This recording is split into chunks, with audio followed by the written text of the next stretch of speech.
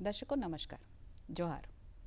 स्वास्थ्य चर्चा कार्यक्रम में मैं निशा रानी आप सबका स्वागत एवं अभिनंदन करती हूँ।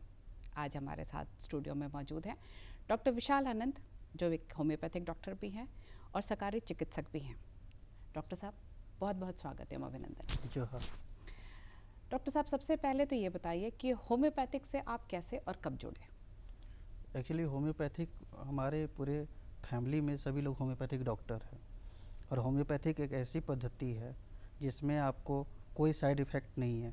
और इसमें जुड़ने का सबसे बड़ा कारण ये होता है समाज सेवा, जो कि लोगों तक हम लोग समाज को सेवा दे सके। अगर मैं बात करूं तो होम्योपैथिक, एलोपैथिक एंड आयुर्वेदिक तीन चिकित्सा पद्धति हैं। क्या अंतर है तीनों में? तीनों अपने स्थान पे, तीनों अपने बेहतर के लिए जाने जाते हैं, चाहे एलोपैथिक हो, चाहे होम्योपैथिक हो, चाहे आयुर्वेदिक हो। और एलोपैथिक एक्चुअली दिए इसलिए जाते हैं क्योंकि सडन कुछ भी होता है तुरंत के लिए दिए जाते हैं एलोपैथिक दवाई। लेकिन इसमें ऐसा नहीं है कि होम्योपैथिक भी काम नहीं करती है, वो भी काम करती है, आयुर्वेद भी काम करती है। सबका स्थान अलग अलग होता है। हम अगर पुराने काल में जाएं तो पहले आयुर्वेदिक और होम्योपैथिक चिकित्सा ही थी, जब तक एलोपैथिक चिकित्सा नहीं आई थी। तो अगर मैं बात करूं होम्योपैथिक कितनी कारगर है, आज अगर हम बीमारियों की बात करते हैं तो लोगों की यह धारणा है कि होम्योपैथिक बहुत स्लो काम करता है। क्या कहेंगे आप इस बारे में? ऐसा नहीं है। जहाँ तक लोग जो सोचते हैं कि एलोपैथिक बहुत जल्दी काम कर जाता है, तुरंत उसका इफ़ेक्ट दिख जाता है कि एकदम तुरंत एकदम असर हो गया हो कि सही हो जाए, ऐसा नहीं। होम्योपैथिक इसमें और जल्दी काम करता है। अगर आप दवाई सिलेक्शन सही करें, लक्षण रोगी का जो है वो अच्छे से ले, तो वो तुरंत काम करता है। जैसे अभी मौसम बदलते ही सर्दी खांसी बुखार बहुत कॉमन हो गया है, और कोविड के बाद हम लोग देख रहे हैं कि जो सर्दी खांसी बुखार हो रहा है वो जल्दी जा नहीं रहा, खांसी ख़त्म नहीं हो रही। तो क्या होम्योपैथिक में हमारे पास में ऐसी दवाइयाँ हैं जिनसे एजिथ्रोमाइसिन छोड़ करके, एंटीबायोटिक छोड़ करके हम दें और पेशेंट को रिलीफ मिले? बिल्कुल, हमारे पास बहुत सारी ऐसी दवाई है जो खांसी हो, सर्दी हो, उसके लिए तुरंत एकदम लाभ मिलता है। जैसे कि एकोनाइट हो गया, वो तुरंत अगर आपको अचानक फीवर हाई हो गया हो तो एकोनाइट दवाई देने के बाद तुरंत डाउन भी हो जाता है। जलसीमियम दवाई हो गया है। अभी बारिश के मौसम में रस्टक्स बहुत अच्छी दवाई है। इनका क्या फ़ायदा है और कैसे लेना होता है इनको? पहली बात तो होम्योपैथिक का कोई साइड इफ़ेक्ट होता नहीं है, लेकिन लोग को लगता है कि होम्योपैथिक लेट काम करता है, ऐसा बिल्कुल नहीं है। तो इसको आप पानी में 10 बूंद डाल के भी ले सकते हैं। अगर मदर टिंचर हो तो 10 बूंद डाल के ले सकते हो। अगर पोटेंसी में हो, 200 पावर हो, 30 पावर हो, तो उसको 2 बूंद करके 3 बार सुबह दोपहर रात ले सकते हैं। इन केस अगर ज़्यादा फीवर हो तो हम लोग ये भी पेशेंट को बोलते हैं कि आधा कप पानी में 10 बूंद डाल के एक चम्मच 15-15 मिनट पे पिलाइए, उसके बाद 1 घंटा पे पिलाइए। उसको फ्रिक्शन डोज भी कर देते हैं कि लाभ जल्दी हो, कि बुखार जो हो जल्दी उतर जाए। मतलब जहाँ ये धारणा है कि सिर्फ एलोपैथिक एक ऐसी पद्धति है जहाँ हमें फीवर है या खांसी है तो हमें इमीडिएटली रिलीफ मिलता है, उसकी जगह हम होम्योपैथी को सही तरीके से लेते हैं तो हमारे को वही फ़ायदा मिलेगा। बिल्कुल बिल्कुल, होम्योपैथिक भी ऐसी पद्धति है जो तुरंत लाभ देता है। लोगों का सोच ये है कि एलोपैथिक जल्दी लाभ देता है, ऐसा बिल्कुल नहीं है। होम्योपैथिक भी इसके बराबर ही है। होम्योपैथिक को अगर मैं एक्यूट डिजीज़ देखूं, जितनी भी तरह की अभी चीज़ें चल रही हैं, गैस्ट्राइटिस है या फिर आपको बुखार हो रहा है, खांसी हो रही है, अभी बहुत रेगुलरली बच्चों को खांसी हो गई, ब्रीदिंग प्रॉब्लम हो रही है, क्या चीज़ें हैं होम्योपैथिक के हिसाब से जिसको कि बच्चों के लिए या बुज़ुर्गों के लिए या फिर हम गर्भवती महिलाओं के लिए ध्यान रखने की ज़रूरत है, मेडिसिन लेते वक्त भी और मेडिसिन जब हम स्टार्ट करते हैं तब भी? सबसे पहले तो बच्चे लोग का इम्यूनिटी पावर बहुत स्ट्रॉन्ग होता है। वो अगर शुरू से ही अगर होम्योपैथिक दवाई ले तो उसको इन फ्यूचर में एलोपैथिक की तरफ जाना नहीं पड़ता है। लेकिन आजकल लोग क्या सोचते हैं कि एलोपैथिक लेंगे तो तुरंत लाभ मिल जाएगा। तो बच्चे शुरुआत में बुखार आया, जैसे आप बोले कि सांस लेने में दिक्कत होने लगती है, तो सांस लेने में दिक्कत होने लगती है तो इसमें ये प्रॉब्लम आती है। एलोपैथिक तो ले लेते हैं लेकिन उसका साइड इफ़ेक्ट आपको बाद में जाके मिलता है, पहले नहीं मिलता। और यही आप होम्योपैथिक लेंगे, होम्योपैथिक लेने के बाद ये होता है कि आराम आपको तुरंत मिलेगा, उसका कोई साइड इफ़ेक्ट नहीं है, और इन फ्यूचर में उसका इम्यूनिटी बूस्टर का काम करता है होम्योपैथिक दवाई। तो जैसे मौसम चेंज होने पे जो तबीयत ख़राब होती है बच्चों को तभी बहुत फ्रिक्वेंटली होता है कि बारिश में ज़रा से भीग गए, फंगल इन्फेक्शन हो गया, सर्दी खांसी हो गई, या जैसे ही बारिश ख़त्म होकर सर्दियों का सीज़न शुरू होता है। क्या होम्योपैथिक में कुछ ऐसे मेडिसिन भी हैं जिनको हम प्रिकॉशनरी तौर पे पहले से इम्यूनिटी बूस्ट के तौर पे दे सकते हैं? ऐसा कोई दवाई नहीं है पार्टिकुलर कि आप पहले से ही दवाई दे सकते, क्योंकि हमारी होम्योपैथिक लक्षण पे काम करती है। लेकिन हाँ, फिर भी अगर कोई अपने रेगुलर बेसिस पे घर पे रखना चाहते हैं मेडिसिन, तो ब्राउनिया बहुत अच्छी दवाई है, रस्टक्स बहुत अच्छी दवाई है, नक्स भूमिका बहुत अच्छी दवाई है, पेट गैस बन गया हो, नक्स भूमिका अच्छी दवाई है, चाइना बहुत अच्छी दवाई है। ये सब आप घर पे रख सकते हैं। होम्योपैथिक आज के टाइम पे chronic disease, cancer, fatty liver, इनमें बहुत अच्छा काम क्या करता है? जहाँ तक की बात है फैटी लीवर हो, तो उसमें डिपेंड करता है कि आपका ग्रेड कितना है, फर्स्ट ग्रेड है, सेकेंड ग्रेड है, थर्ड ग्रेड है, या उसके आगे का ग्रेड है। ऊपर से ये भी देखा जाता है कि बहुत बार होता है क्या कि थर्ड ग्रेड के बाद और जो बुजुर्ग लोग होते हैं, स्पेशली आपको 80 पार 70 पार, तो उसमें ये होता है कीमो देने का प्रयास लोग करते हैं एलोपैथिक डॉक्टर, तो वो तो उनके शरीर के लिए हार्मफुल ही है। और जहाँ तक होम्योपैथिक है, अगर आप स्टार्टिंग से अगर डिटेक्ट हो गया हो कि आपको कैंसर है, तो आप शुरुआत में अगर लीजिएगा तो उसको फ्रिक्शन डोज में भी लीजिएगा, तो आपका धीरे धीरे जो भी लक्षण पहले होते हैं उसे वो क्लियर करते हैं, सही करने का प्रयास करते हैं। अभी जैसे एक बहुत कॉमन चीज़ जो देखने को मिल रही है, हार्ट अटैक, जो कहते हैं कि हमारे बॉडी में क्लॉट्स बन जा रहे हैं, या लोग सो रहे हैं और सोते सोते नहीं उठ रहे हैं, सडन हार्ट अटैक जो आ रहा है, और उनके साथ भी हो रहा है जो फिज़िकली बहुत फिट रह रहे हैं। अभी हमने बहुत सारे केसेस देखे हैं।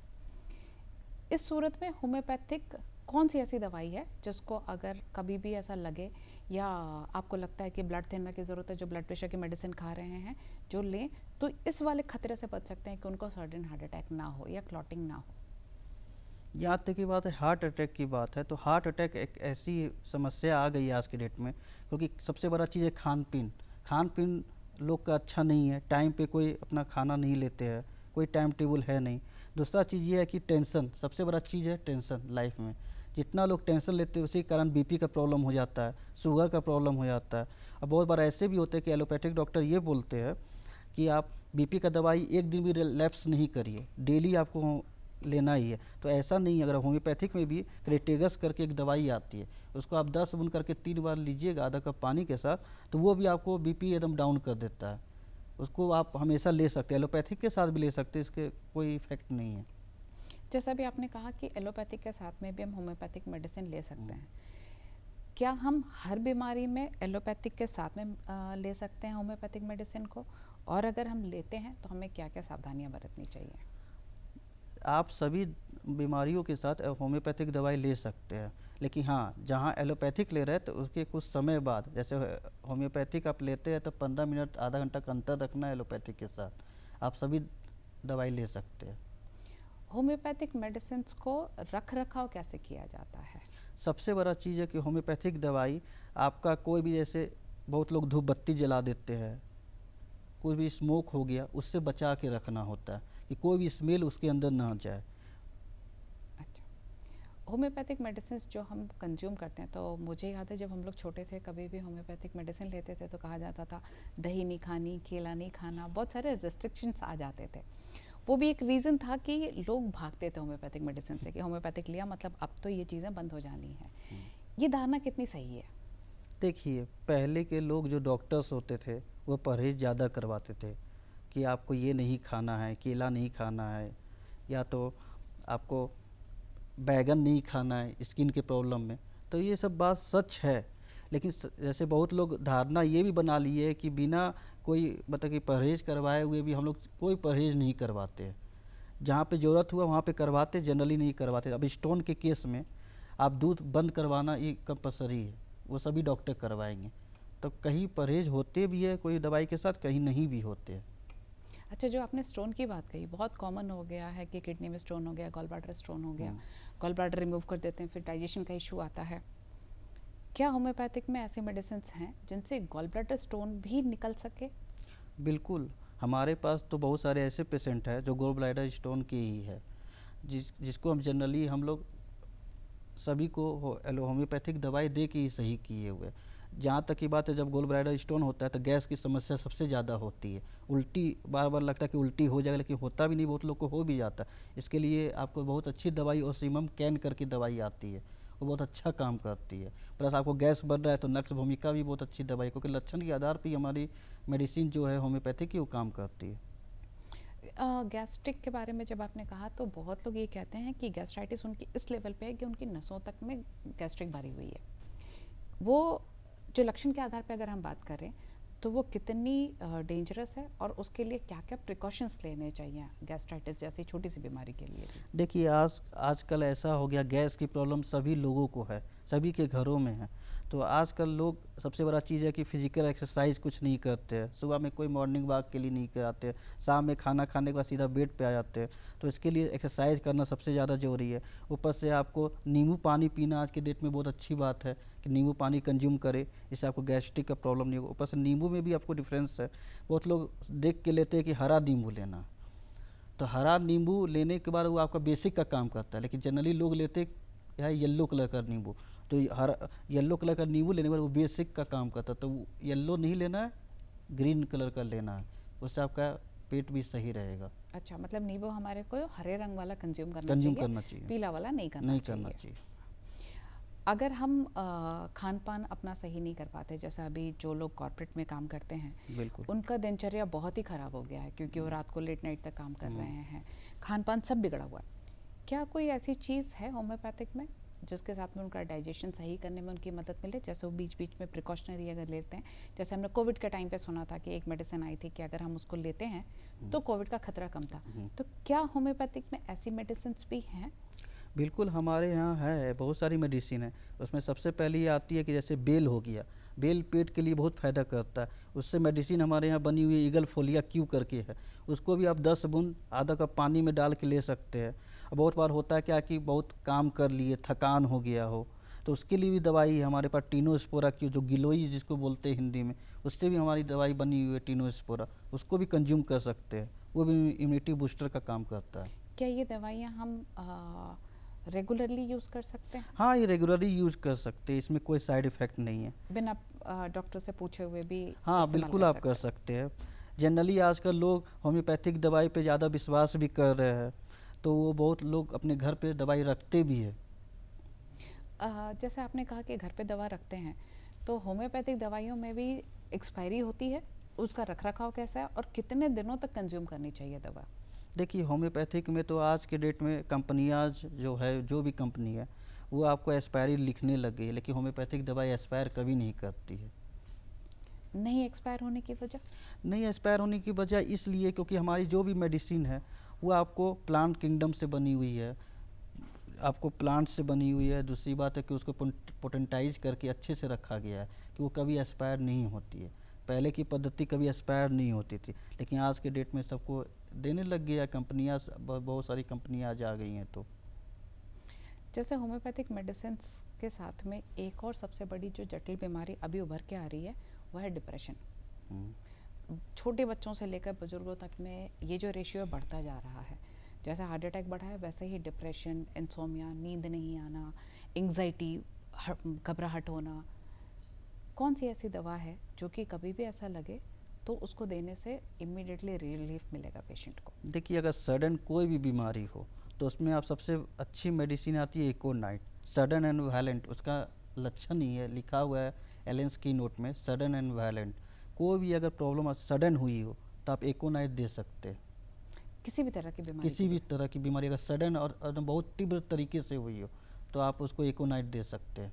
और जो लोग डिप्रेशन के पेशेंट हैं, जैसे बच्चे हैं अगर या बुजुर्ग हैं, तो उनके लिए सेम मेडिसिन चलेगी या अलग मेडिसिन होती है या डोज अलग होता है सिर्फ? देखिए, डिपेंड करता है पोटेंसी के ऊपर, और हम लोग जनरली पोटेंसी, लो पोटेंसी से हाई पोटेंसी जाते हैं। तो हम लोग 30 पोटेंसी ज़्यादा प्रीफर करते हैं, फिर 200 करते, फिर 1 m करते, फिर तो 10 m करते, फिर और ऊपर CM तक जाते। जो बीमारियां ऐसी हैं जो कि हमें हेरिडेटरी मिलती हैं, जैसे आपकी डायबिटीज़ है, आर्थराइटिस है, बहुत सारे केसेस में हमारा जो मेंटल डिसऑर्डर है या इमोशनल अभी जो ब्लॉकेज आ रहा है जिसकी वजह से सबसे ज़्यादा मेंटल प्रॉब्लम आ रही है, उनमें क्या ऐसी चीज़ें हैं जो एक डॉक्टर की तरह आप सलाह देना चाहेंगे कि ध्यान रखने की ज़रूरत होती है, प्लस क्या मेडिसिन हमारे को यूज़ करना चाहिए? देखिए, जो मेंटल प्रॉब्लम की आप बात करें, जो टेंशन बात करें, आजकल टेंशन सभी के पास है, लेकिन टेंशन के कारण बहुत लोग ऐसे होते हैं कि इतने परेशान हो जाते हैं कि डिप्रेशन का शिकार हो जाते हैं। इतना डिप्रेशन डिप्रेशन भी बहुत तरीके के होते हैं। बहुत बार ऐसे होते हैं कि घर में कुछ अनहान कुछ हो गया हो, तो उसके कारण लोग बहुत डिप्रेस हो जाते हैं। कोई अपनेपन अपने लोग को खो देते, तो उसके कारण डिप्रेशन में चले जाते हैं। बहुत कारण हो जाते हैं डिप्रेशन के। तो आज के डेट में मोबाइल सबसे बड़ा डिप्रेशन का कारण है। लोग सोशल मीडिया ज़्यादा यूज करके डिप्रेशन जाते हैं, कि अपने आप को ऐसे एज्यूम करने लगते हैं कि हम इसी तरह करें। तो इसी कारण ये सब चीज़ से बचना चाहिए। और अगर किसी को इस तरह की कोई प्रॉब्लम हो जा रही है तो उस सूरत में क्या मेडिसिन देना सही है होम्योपैथिक में? डिप्रेशन की पार्टिकुलर तो मेडिसिन है नहीं, डिपेंड करता है टोटलिटी ऑफ सिम्टम्स पे। अगर आप फिर भी, जैसे बहुत लोग डिप्रेशन में हैं, जैसे होता है क्या कि बहुत सैड हो गए हो, रोना आ रहा हो, और इनफैक्ट उसमें लक्षण ये भी है कि नमक खाना पसंद है, तो उसमें आप नेट्राम्यूर भी दवाई बहुत अच्छी दवाई है। इग्नेशिया भी बहुत अच्छी डिप्रेशन की दवाई है। मेंटल सिम्टम्स अगर आप सैडनेस का हुआ तो इग्नेशिया भी बहुत अच्छी दवाई है। नेट्राम्यूर भी बहुत अच्छी दवाई है। जैसे आर्थराइटिस अभी बहुत कॉमन हो गया है, आप मतलब 30 प्लस हुए और आपके घुटनों में दर्द, कमर में दर्द, ये बहुत कॉमन देखने को मिल रहा है, स्पेशली लेडीज़ के साथ में। उनको क्या क्या ध्यान रखने की आवश्यकता है और कौन सी मेडिसिन उनके लिए कारगर हैं? जनरली आज के डेट में आर्थराइटिस का प्रॉब्लम जो हो गया है, इसमें प्रॉब्लम ये है कि लोग आजकल दूध कंज्यूम कम करने लग गए हैं। ऊपर से मार्केट में पैकेट वाला दूध आने लग गया है, उसमें केमिकल ज़्यादा है। तो इसी कारण कैल्शियम की कमी हो जाती है, इसे आर्थराइटिस की प्रॉब्लम ज़्यादा हो जाती है। और साथ साथ आजकल लोग फास्ट फूड ज़्यादा खाते हैं, पाम ऑयल का ज़्यादा यूज करते हैं, इसके कारण भी प्रॉब्लम आ जाती है। इसीलिए तो इसके लिए तो फिर दवाई भी है, आर्थराइटिस की बहुत अच्छी दवाई है। चाहे आप रक्सटक्स ले लीजिए, अर्निका भी बहुत अच्छी दवाई है, लीडम भी बहुत अच्छी दवाई है। कितने दिनों में आर्थराइटिस हो या कोई ऐसा पेन वाला डिजीज़ है तो कितने दिनों में कंज्यूम करने के बाद रिलीफ मिलना शुरू हो जाता है होम्योपैथिक मेडिसिन में? जैसे हम एलोपैथिक में तो हमारे को इमीडिएटली रिलीफ मिलता है, लेकिन अगर मैं बात करूँ तो कितने दिनों में वो आराम आना शुरू हो जाता है? दर्द आपका 1 या 2 दिन में आपका रिलीफ होना चालू हो जाएगा। लेकिन अगर आपका क्रॉनिक केस है, बहुत लोग बोलते हैं आर्थराइटिस में आपका 5 साल से है, 3 साल से, तो उसको टाइम लगता है। फुल्ली क्योर होने में आपको कम से कम 6 महीना 8 महीना लगता है। क्या आर्थराइटिस होम्योपैथिक से फुल्ली क्योर हो सकता है? फुल्ली क्योर हो सकता है। अब एक चीज़ और कि अभी जो प्री मेनोपॉज स्टेज आता है तो बहुत सारे चेंजेस आते हैं लेडीज़ में। बहुत लोगों को उस टाइम पे पेन शुरू होता है, बॉडी स्वेल हो जाती है, इर्रेगुलर मूड स्विंग्स होंगे। इन सब चीज़ों को, इस फेज़ को अच्छी तरीके से आराम से निकालने के लिए क्या महिलाओं के लिए होम्योपैथिक में कोई ऐसे मेडिसिन है जो उनके हार्मोनल डिसबैलेंस को, उनके पेन को, उनके मूड स्विंग्स को, उनकी स्वेलिंग्स को कम कर सके? बिल्कुल, बहुत सारी मेडिसिन है। सिपिया हो गई, पल्सेटिला हो गई, ये सब दवाई खाने के बाद, जैसे बहुत लोग को इरेगुलर पीरियड्स होते हैं, बहुत लोग को 1 मंथ में 1 या 2 बार से ज़्यादा ब्लीडिंग होने लगती है पीरियड्स में। तो ये सब में आपको सवाइना हो गया, सिपिया हो गया, चाइना हो गया, ये सब दवाई खा सकते हैं। किसी आज के डेट में लिकोरिया बहुत कॉमन चीज़ हो गया महिलाओं को, यंग बच्चों लोग को जो है, उन लोग को, टीनेजर्स को। तो इसके लिए दवाई आपको एटरीज फेरिनोसा क्यू करके आती है, जो बहुत अच्छा काम करती है। आपने अभी बड़ी अच्छी चीज़ कही, उसी में मैं पूछती हूँ कि टीनेजर्स में अभी आपने देखा होगा पीसीओडी, पीसीओएस बहुत कॉमन हो गया है, बिल्कुल। एंड ये होने की वजह से बच्चों के फेस पे, गले पे बाल उग जाते हैं दाढ़ी जैसे। क्या करें कि बच्चे इस फेज से बचे रहें और कौन सी मेडिसिन का यूज़ हो सकता है अगर वो इस चपेट में आ गए हैं तो? देखिए, सबसे बड़ी बात है कि सबसे बड़ा चीज़ है हाइजीन। आजकल लोग हाइजीन मेंटेन नहीं करते हैं, कॉमन वॉशरूम यूज कर लेते हैं। हाइजीन सबसे बड़ा कारण है, हाइजीन मेंटेन करके रखे, खाना पीना मेंटेन करके रखे, डाइट अच्छा रहेगा तो ये सब चीज़ का प्रॉब्लम नहीं आएगा। और जहाँ तक कि मेडिसिन की बात है, तो मेडिसिन आपको पल्सेटिला भी काम कर जाता है, थूजा भी बहुत अच्छी मेडिसिन है। क्या जो गांठें बॉडी में बनती हैं, बहुत सारे ऐसे सिस्ट भी कई बार बन जाते हैं जो कैंसरस नहीं हैं, लेकिन आप देखेंगे कि गांठें होती हैं लोगों के शरीर में, वो कितनी डेंजरस हैं? अगर वो पेन नहीं है, कुछ भी प्रॉब्लम नहीं है, बट वो हैं आपकी बॉडी में कहीं पे भी, वो कितनी डेंजरस हैं? देखिए, अगर साइलेंट है बहुत सालों से तो डेंजरस तो नहीं बोला जा सकता है। हाँ, बहुत लोग को पेन हो जाता है, जैसे लाइपोमा हो जाता है, गांठें पूरे शरीर में हो जाती हैं, तो वो दिक्कत होती है, वो तकलीफ़ होती है, तो उसके लिए हमारे पास दवाई है। अगर कोई गांठ ऐसी है जो कि पेनलेस है हम्म। लेकिन बॉडी में है, क्या उसको कोई होम्योपैथिक मेडिसिन लेकर डिसॉल्व कर देना चाहिए, या वो पेनलेस है, पड़ा है तो पड़ा है? नहीं, दवाई लेना तो ज़रूर चाहिए, क्योंकि हो सकता है कि आगे जाके वो दर्द होने लग जाए। उसके लिए हमारे पास कैकेरिया फ्लोर बहुत अच्छी दवाई है जो काम करती है। जिन लोगों को अभी बहुत फ्रिक्वेंटली कैंसर डिटेक्ट हो रहा है, स्पेशली यूट्रस कैंसर, हम्म। यूट्रस कैंसर में जल्दी आइडेंटिफाई नहीं होता, और अगर कोई ऐसा स्टेज आया है जहाँ पे ब्लीडिंग बहुत हेवी हो रही है, उस टाइम पे एलोपैथिक के साथ में क्या हम उनको होम्योपैथिक मेडिसिन कुछ ऐसा दे सकते हैं जिससे उनको इमीडिएटली रिलीफ आए? बिल्कुल, जैसे यूट्रस कैंसर हो गए हो और अगर डॉक्टर डिटेक्ट कर दिया, एलोपैथिक में अगर डिटेक्शन हो गया, तो मैं तो यही चाहूँगा कि होम्योपैथिक में आ जाए सीधा, क्योंकि एलोपैथिक में जितना दवाई करवाइएगा तो उसका साइड इफ़ेक्ट बहुत ज़्यादा होता है। तो यूट्रस की जगह पे फिर और कोई ना कोई और सिम्टम्स डेवलप होगा। इसी कारण हम तो यही सलाह देंगे कि होम्योपैथिक में ही करवाएं हमेशा, कि वो सही हो जाए। थोड़ा टाइम टेकन है लेकिन सही हो जाएगा। मतलब अगर हमारे को कैंसर डिटेक्ट हो रहा है, हम्म।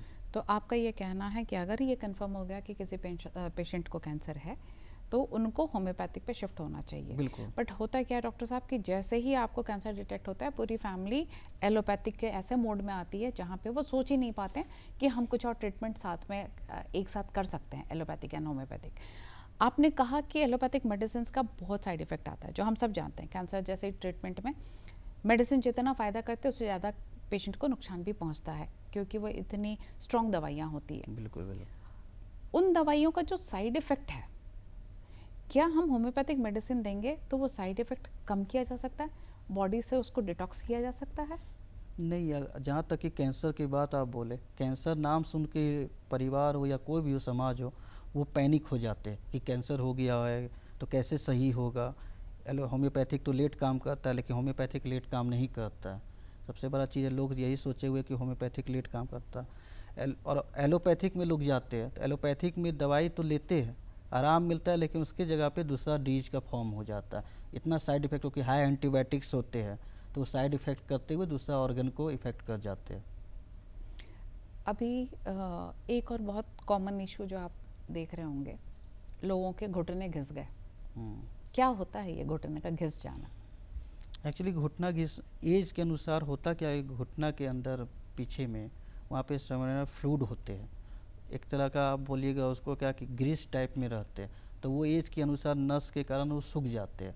तो जनरली लोग उसको क्या बोलते हैं, बहुत लोग अगर एलोपैथिक में जाइएगा तो आप बोलिएगा कि घुटना को ट्रांसप्लांट करवा लेना, तो ये सॉल्यूशन नहीं है। होम्योपैथिक में भी दवाई है जो दर्द को कम कर देगा, लेकिन हाँ जब एज ज़्यादा हो जाते हैं तो थोड़ा तो दर्द रहेगा, तो होम्योपैथिक खाएंगे तो दर्द धीरे धीरे धीरे लैप्स हो जाता है। तो ये जो फ्लूइड सूख जाता है, जिसकी वजह से आपने अभी कहा कि नी ट्रांसप्लांट करना एलोपैथिक में बोलते हैं, नी ट्रांसप्लांट करना कितना सक्सेसफुल रहेगा नहीं रहेगा ये तो डिपेंड करता है पेशेंट पे, बट क्या होम्योपैथिक में अपने पास में कोई ऐसी मेडिसिन है जो उस फ्लूइड को वापस रिक्रिएट कर सके? रिक्रिएट्स तो नहीं होते हैं, जो सूख गए तो सूख गए, लेकिन हाँ जो दर्द होते हैं, जो पेशेंट को उठने में बैठने में, आजकल वॉशरूम जाने में जो झुक के बाद वॉशरूम में करने में प्रॉब्लम होते हैं, वो दर्द उसके कम हो सकते हैं होम्योपैथिक दवाई लेने से। हाँ, जैसे आपने कहा कि झुक के जा रहे हैं वॉशरूम जाने के लिए, बहुत लोगों को, लेडीज़ बहुत अवॉइड करती है, इसलिए आपके इस प्लेटफॉर्म पे मैं बात करना चाहूँगी कि यूरिन इन्फेक्शन होना, यूटीआई की जो प्रॉब्लम होती है, यूटीआई की प्रॉब्लम का मुख्य कारण क्या क्या चीज़ें होती हैं? यूटीआई की सबसे बड़ा प्रॉब्लम है कि हाइजीन, जैसे बहुत लोग बाहर निकले घूमने के लिए तो वहाँ पे यूज कर लिए वॉशरूम, वहाँ पे हाइजीन क्लीन नहीं है, तो उसके कारण भी इन्फेक्शन हो जाते हैं। क्लीनिंग ऑफ प्राइवेट पार्ट्स वो साफ़ नहीं रखने के कारण भी यूटीआई इन्फेक्शन होते हैं। ड्यूरिंग पीरियड्स आपका पैड्स जो भी होते हैं, सैनिटरी पैड्स है कि आप इधर उधर फेंक दिए, उसके कारण भी आपको यूटीआई प्रॉब्लम हो जाते हैं। जो यूटीआई की जो प्रॉब्लम है, जैसे अभी जो कामकाजी महिलाएं हैं उनको ऑफिस जाना ही जाना है, तो उनके पास में कोई सॉल्यूशन नहीं है कि वो कॉमन टॉयलेट ना यूज़ करें। क्या कुछ अपने पास में होम्योपैथिक में ऐसा मेडिसिन है या कोई ऐसी दिनचर्या जिससे कि हम इसको कंट्रोल कर सकें और ये प्रॉब्लम ना हो? यूटीआई प्रॉब्लम को बचाने के लिए दवाई से ज़्यादा आप हाइजीन मेंटेन करें, वो ज़्यादा बेनिफिट है।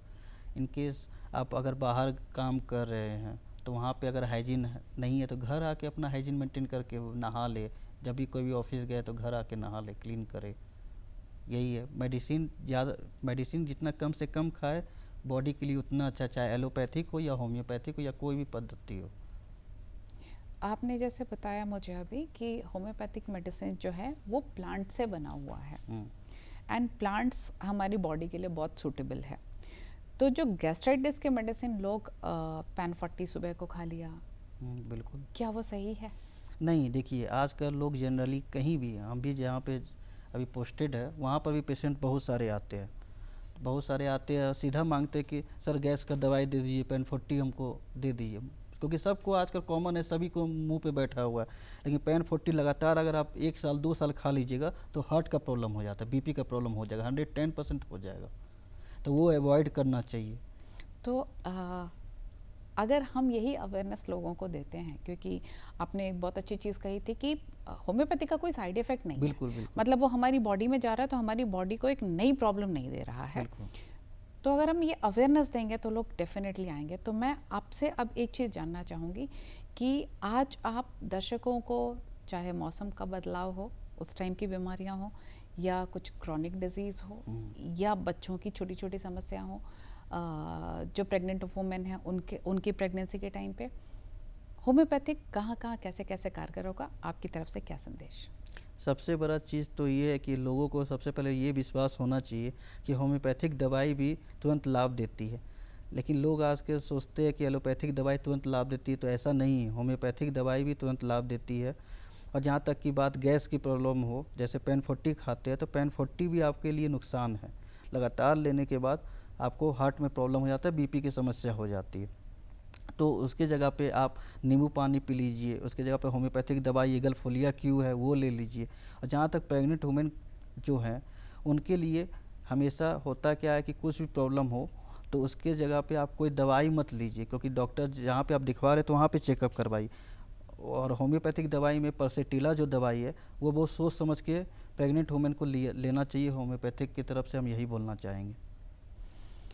बहुत शुक्रिया डॉक्टर साहब। तो दर्शकों, आपने देखा कि होम्योपैथिक एक हमारी ऐसी चिकित्सा पद्धति जो कि पुरातन काल से शायद चली आ रही है और कोई साइड इफ़ेक्ट नहीं है। सिर्फ शायद हम बीच के कालों में भूल गए थे, हमारे को जानकारी नहीं थी, अवेयरनेस नहीं थी। तो मैं दर्शकों को आज रिक्वेस्ट करना चाहूँगी कि जहाँ पे एलोपैथिक मेडिसिन लेते हैं जिनका बहुत साइड इफ़ेक्ट आता है, वहीं हमारी ऐसी चिकित्सा पद्धति जिसका कोई साइड इफ़ेक्ट नहीं है। और जैसा कि डॉक्टर साहब ने बताया कि हम कम्प्लीटली प्लांट्स से बन के आते हैं, होम्योपैथिक मेडिसिन प्लांट से बन के आती हैं, तो आपके शरीर के लिए बिना किसी नुकसान के आपकी प्रॉब्लम का सॉल्यूशन है। होम्योपैथिक मेडिसिन ज़रूर यूज़ करके देखें। अपने आसपास में जहाँ पे भी कोई आपके होम्योपैथिक डॉक्टर हो उनको कंसल्ट करें। स्वस्थ रहें, मस्त रहें और आज के लिए आज्ञा दें। नमस्कार।